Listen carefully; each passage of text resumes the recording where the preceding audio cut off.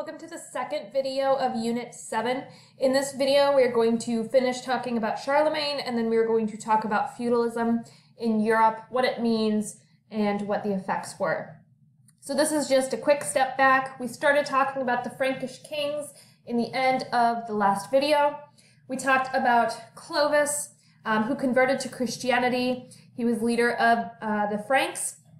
He is going to settle in the area that is today known as France, and he is going to convert to Christianity. He wins a battle, his men convert to Christianity, and then they start to spread Christianity.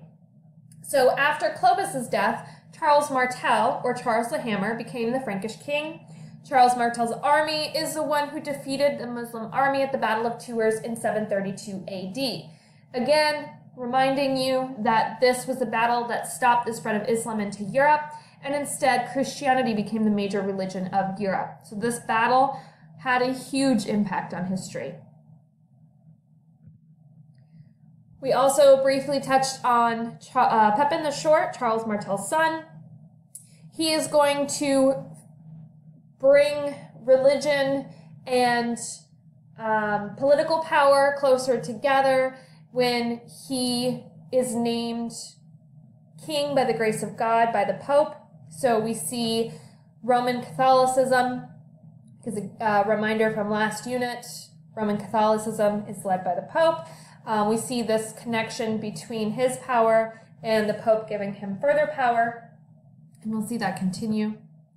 Now, Charlemagne was Pepin's son. Charlemagne, or Charles the Great, was the strongest Frankish ruler. He's the one that ruled the Franks during the peak or the height of their empire between 768 and 814 CE.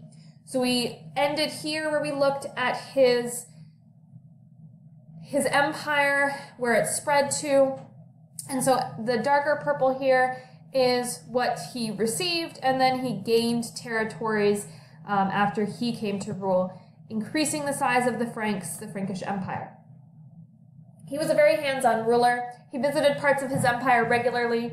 He presided over court cases, meaning he was the one who was in charge of determining if someone was found innocent or guilty. And he sent royal agents to keep an eye on nobles. So he didn't want to just leave other people to take care of things. He made sure that things were going the way they should, that people were following the rules. Some of his achievements: Charlemagne encouraged the construction of monasteries, roads, and schools, and the quality of life in the empire went up. So he wanted people to be educated, he wanted people to be exposed to religion, and he wanted people to be able to trade goods, hence the road, and be safe to trade goods. After he and Frankish armies helped defeat Catholic enemies, Charlemagne was crowned the Holy Roman Emperor in 800 CE. So here we see an even further connection between the Pope and the Franks. And so the Pope grants him this title, and not only does he gain the respect of the Catholic Church, but it also gives him more political power, because so many people are followers of the Catholic Church at this point. So what the Pope says and who the Pope declares as someone who is a leader is very important to the people. And so the fact that the Pope declared him Holy Roman Emperor gave him even more power. This event linked Germanic kingdoms to the Catholic Church's authority and the cultural legacy of the Roman Empire. And so for the next 700 years, this power-sharing arrangement remained, where the Pope held a lot of power over who else had power, because so many people in Europe at the time were followers of the Catholic faith and the Pope. After Charlemagne's death, the Frankish Empire was divided between his three grandsons. So it would never be as great as it was under his rule. No strong empires ruled in Europe for the next 600 years. All of Europe was ruled as smaller kingdoms by insignificant kings instead. So that's where we are going to see feudal society emerge. But before we get to that, this is a quick look at how his empire was split up between his three grandsons. So the green, the orange, and the purple would be the three splits in the Frankish Empire. Once the Frankish kingdom collapsed, the system of feudalism took over as the major economic, social, and political structure in Europe. So this is where we are going to move into now, which is European feudalism in the Middle Ages. So we just covered this information, just a brief recap. Nomadic and semi-nomadic groups, nomadic meaning move around constantly in search of food, shelter, such as the Angles and Saxons, who went from Denmark to England, the Vikings, who went from Scandinavia to all over Europe, the Magyars, who went from Central Asia to Hungary, and the Muslims, who covered northern Africa into Spain and then were stopped at the Battle of Tours, but still managed to gain a lot of power in the Mediterranean Sea, raided throughout Europe, increasing instability. Following the collapse of the Western Roman Empire in 476 AD, only the Frankish kingdom provided any sort of stability. That and the Christian faith, the church, the monasteries, the monks who lived in the monasteries. So we talked about the Frankish Empire, we talked about the rise of the Frankish Empire, we talked about Charlemagne and his power over it, and then we talked about how it became less powerful after his death and it was split up. Which takes us to feudalism.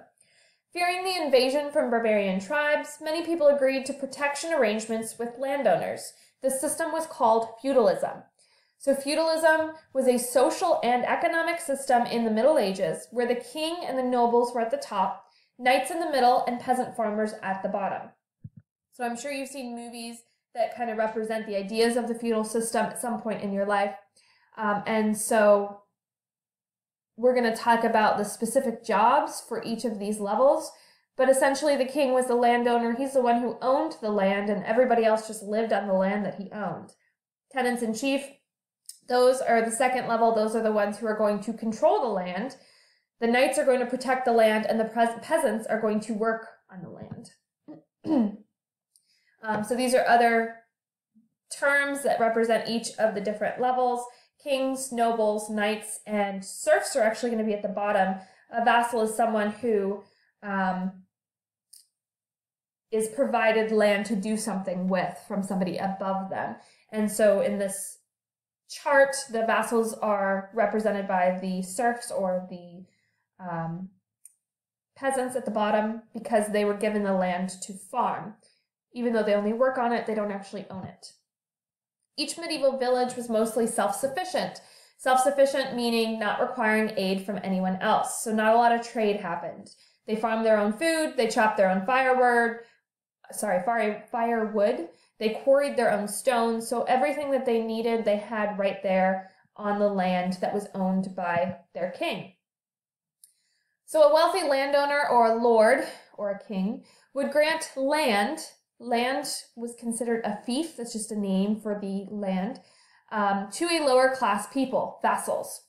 So this can get a little confusing with all of these different terms. And there are different terms that can mean the same thing. So a lord could be the same as a king.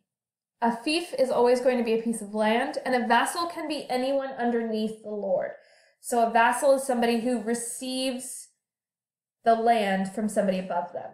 The vassals would farm the land and give a portion of their crops to the lord in exchange for protection. But there were many levels to this. Okay, we're going to get more specifics into this both in this video and in class. So if you're a little confused, just stick with me. The lord controlled the land, made the decisions for the people, and lived in a large manor house, usually separate from where the rest of the people lived. Larger manors built castles to defend against raids and neighboring landowners. So if you've ever been to Europe and seen the castles that exist there, or you've seen them on television, or you've seen them online, they were built during this time period in history, and they were built to protect against raids. As castles grew in size and strength, vassals began to depend more on the lord for protection, which strengthened the feudal system. Knights were full-time warriors hired by the lord to help protect the villages. They would lead the army in times of war, so their whole job was training as knights for protection. Knights were loyal only to their lord and received special favors like land ownership and titles in exchange. Knights only made up a small part of the army in times of war. Horses, armor, and weapons were expensive to buy and maintain. So largely, if there was a full-out war, the knights would be kind of the ones in charge, and then the serfs or the peasants at the bottom level, they would also have to fight. But they would only have their axes and pitchforks and things like that. They wouldn't have any real weaponry. The knights would, and the knights would be trained. There weren't a huge number of knights, but there were enough to protect against small raids, and then again to lead in times of war. The knights were given food, they were given land, they were given a pretty good life in exchange for this protection. Tournaments and games like jousting and sword fighting were used to train knights. They were also used for entertainment purposes in this time. Vassals. Again, vassals are someone who are given land from someone above them. So this could be someone from multiple levels, but many vassals were serfs. So vassals had few rights and were dependent on the lord for protection and land. Many vassals were serfs. Serfs were the peasants, the bottom level. So serfs were people who could not lawfully leave the place they were born and were forced to work on that land. We're going to do a chart in class that shows you the specific levels of the society and that shows you the difference between a vassal and each of the specific levels. So if you're a little confused, it'll get more clear as we go through. Serfs had few rights. They had to farm the lord's land or give him a share of their crops. They had to pay taxes to grind grain, so in order to make the food, they had to pay taxes. Marriages had to be approved by the lord and were taxed. So they didn't get to do anything without their lord's approval. So we see here, these would be serfs who are working the land outside of where the protection is, where the castle is. In times of war, serfs were expected to perform military service for the landowner. They were given basic training and equipment. Most serfs lived, worked, and died within 25 miles of where they were born. They never really traveled anywhere. Most were illiterate, meaning they could not read or write. Life was short and hard for serfs. Average life expectancy was 35 to 40 years, and about 1/3 of their children died, whether it be attacks or not enough food or disease, and the serfs made up the largest amount of the population. To help explain the hard nature of life and give them hope for the future, most serfs turned to the Christian church. The feudal villages were organized by social class, with the lord living away from the vassals. So I talked about that already. So if we take a look at this, this would represent what the land might look like. So here we have the lord who would be separate from the rest of the group. We have all of the buildings where they would have to be self-sufficient. So blacksmith, kitchen, the serfs' houses would be in here. There's a mill. These would be the fields that would be planted. And we see the church is kind of a very large central location building in these areas. This is another representation. So we see the Lord's house that is separate. We see the fields. And we see the church by all of the others. The church was a very important place. So social classes were very clearly defined. People never married out of their social class. They weren't really exposed to people outside of their social class. Peasants worked with peasants, knights trained with knights. Then we had the lords, and then we had the king who was on top. The manorial system, this is a term you should be familiar with as well. So the feudal system is the political and social system. The manorial system is a term that represents the economic part of it. So during the Middle Ages, the manorial system was the way in which people survived. The lord's land was called a manor. The lord provided peasants with housing, farmland, and protection. In exchange, peasants repaid the lord by working his land and providing a portion of the food they produced. So this is the same thing as the feudal system, but we refer to the economic part of it, the giving of food for the giving of protection. We refer to that as the manorial system. So just another term to be familiar with. Again, we will cover this in more detail during class time. We will talk about the specific levels and what each level was responsible for. So if you're confused still, you will get more practice with this when we go to class. That's the end of the video and the end of the notes packet for the early Middle Ages.